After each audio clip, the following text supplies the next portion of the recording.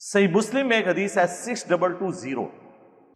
وہ حدیث وہ جو ایک گلے پھاڑنے والے مولوی نے کہا تھا نا لاہور کے بابی نے،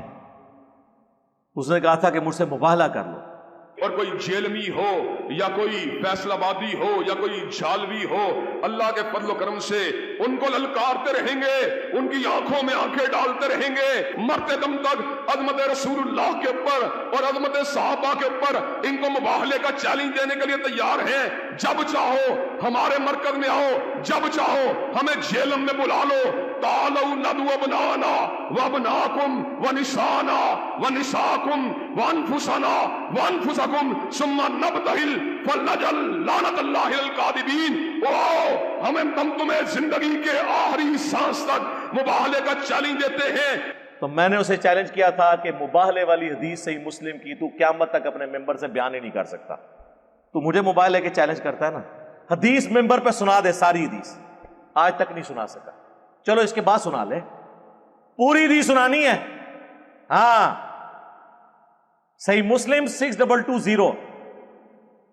حضرت معاویہ نے سعد ابن ابی وقاص کو حکم دیا، امر معاویہ، اس میں الفاظ ہیں حکم دیا، تو حضرت سعد ابن ابی وقاص نے انکار کیا اور انہوں نے کہا میں ہرگز علی پر کبھی سب نہیں کروں گا۔ وہ کہتے ہیں جی دیکھیں اس میں الفاظ ہے حکم دیا، اور پھر پوچھا اس لیے کہ انکار کیا تھا نا کہ تمہیں کون سی چیز مانے ہے کہ تم ابو تراب پر سب نہیں کرتے، یعنی لعنت، کیونکہ صحیح مسلم 6229 میں موجود ہے لعن اللہ ابو تراب۔ اور دوسرا جب بنو امیہ ابو تراب کہے نا تو سمجھ لیں یہ تنقیص کے لیے کہہ رہے ہیں، یہ لوگ علی بن ابی طالب بھی نہیں کہتے تھے، کیونکہ علی کا مطلب ہے اونچی شان والا، وَهُوَ الْعَلِيُّ الْعَظِيمُ، اللہ کا نام بھی ہے لیکن اللہ کا نام ہے العلی، مولا علی کا نام علی ہے، یہ مخلوق ہے وہ خالق ہے۔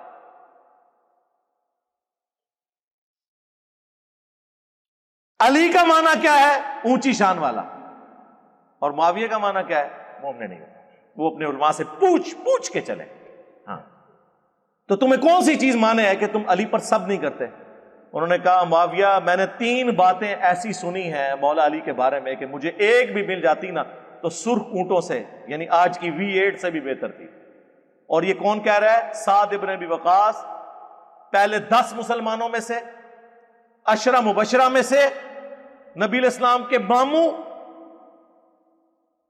اور بخاری مسلم کے الفاظ مولا علی کہتے ہیں میں نے کسی شخص کے لیے نہیں حضور سے سنا سوائے سعد ابن ابی وقاص کے کہ میرے ماں باپ تجھ پہ قربان، 7 تیر چلا کافروں کے اوپر۔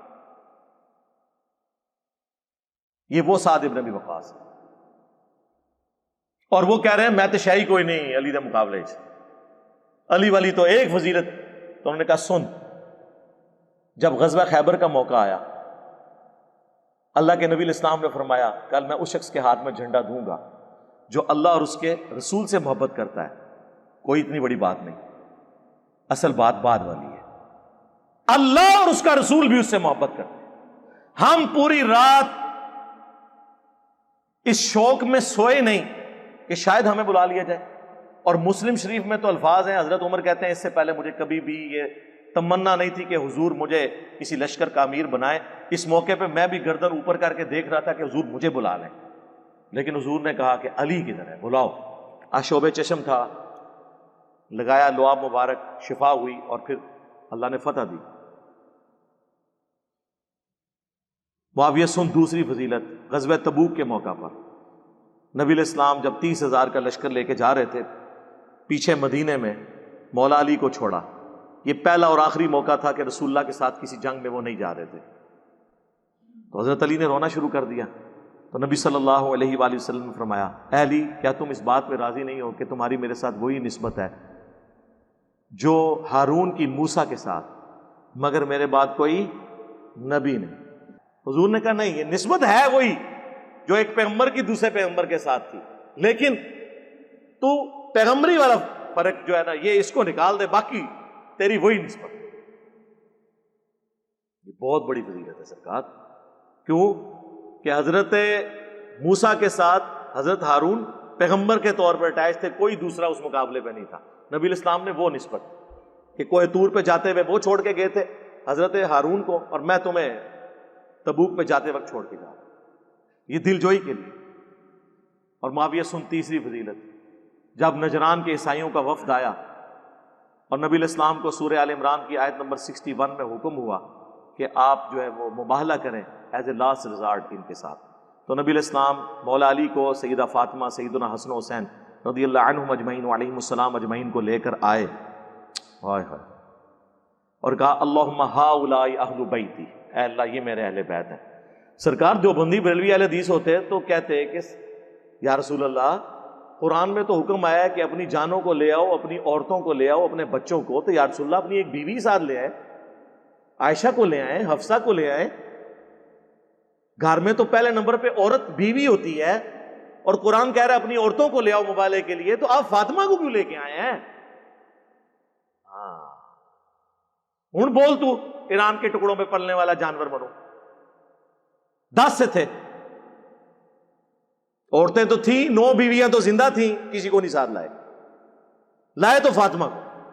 سلام اللہ علیہ، اور بچوں کو سیدنا حسن حسین، اور مولا علی تو علی مجھ سے ہے میں علی سے ہوں، وہ تو نبی کا نفس تھے نا، بخاری کی حدیث ہے علی مجھ سے ہے میں علی سے ہوں۔ تو یہ حدیث سنائی حضرت سعد ابن ابی وقاص نے حضرت معاویہ کو کہ یہ 3 فضیلتوں کی وجہ سے میں کبھی علی پر سب و شتم نہیں کروں گا۔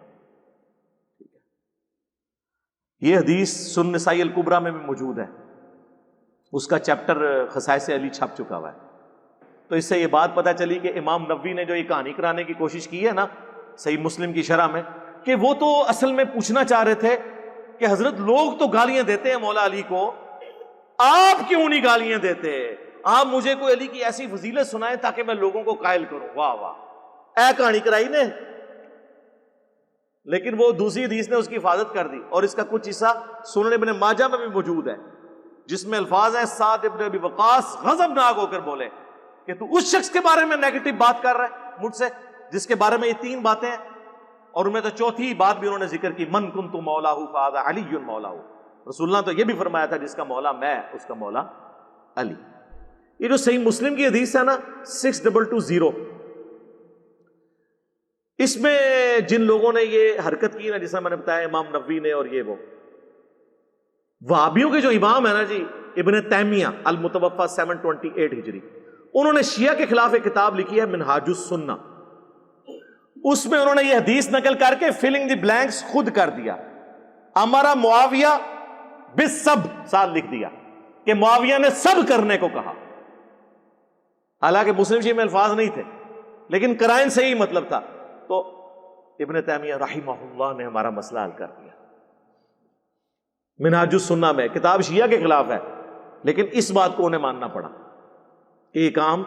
ہوتا تھا۔ اور اس سے بھی بڑھ کر سیرت الرسول کتاب یہ کل تک مفت بانٹتے تھے، محمد بن عبد الوہاب صاحب کے بیٹے عبداللہ کی، انہوں نے حضرت علی والے چیپٹر میں، میں کہتا ہوں چھوڑے کچھ نہیں ان کا، انہوں نے لکھا کہ حضرت معاویہ نے نہ صرف حضرت علی کے خلاف بغاوت کی بلکہ شہادت عثمان کا الزام بھی ان پہ لگایا، اللہ نے حضرت علی کو بری کر دیا، پہلی بات۔ دوسری بات انہوں نے لکھی وہی والی مسند احمد کی حدیث، جب عمرو بن عاص نے آ کے کہا کہ معاویہ عمار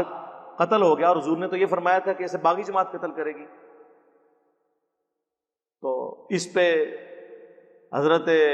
معاویہ نے کہا تم بھی اونٹ کی طرح اپنے ہی پیشاب میں پھسلتے ہو، یعنی اپنی خود کمزوری بتا رہے ہو، ہم نے اسے قتل کیا ہے، یہ تو علی اور اس کے ساتھیوں نے لا کے ہمارے نیزوں کے آگے پھینک دیا، نہ علی یہ کام کرتے نہ یہ شہید ہوتا۔ تو محمد بن وابسہ کے بیٹے نے ساتھ لکھا ہے کہ جب یہ خبر حضرت علی تک پہنچی تو انہوں نے کہا کہ اچھا پھر اس کا مطلب ہے کہ حمزہ ابن عبد المطلب کے قاتل رسول اللہ تھے کہ نہ لے کے جاتے عہد میں نہ شہید ہوتے، یہ پھکی دی مولا علی نے، اور یہ پھکی انہوں نے نقل کی، اور اینڈ میں انہوں نے یہاں تک لکھا کہ بنو امیہ کے لوگ 60 سال تک ممبروں پر حضرت علی کی تنقیص اور گالم گلوچ کرتے رہے لیکن اللہ تعالیٰ نے حضرت علی کی شان کو بلند کیا۔ یہ وہابیوں کا امام لکھ رہا ہے، اس لیے ہم نے یہ کتاب یہاں رکھی ہوئی ہے، اور ہماری ویب سائٹ پہ اس کا PDF بھی رکھا ہوا ہے، آپ ڈاؤن لوڈ کر کے حضرت علی والا چیپٹر پڑھ سکتے۔ خیر یہ ٹاپک گھنٹوں بولا جا سکتا ہے. میں اس کو یہیں پہ کنکلوڈ کرتا ہوں، لیکن اینڈ پہ میں آپ کو اپنا ایک ریسرچ پیپر جو ہر وقت میرے ٹیبل پہ ہوتا ہے، یہ والا، ہاں جی، جس نے ناسبیوں کی نیندیں حرام کی ہوئی ہیں اور رافضیوں کی نیندیں بھی. واقعہ کربلا کا حقیقی پس منظر 72 صحیح الاسناد احادیث کی روشنی میں ہماری ویب سائٹ ahlsunnatpak.com سے ڈاؤن لوڈ کریں. 200 حدیثیں ہیں اس کے اندر. 72 کا ٹائٹل میں نے شہدائے کربلا کی نسبت سے لیا، ورنہ ایک ایک نمبر پہ مثلا 33 نمبر پہ غدیر خم کی حدیث ہے، اس میں نے 8 طرق لی ہیں اس کے.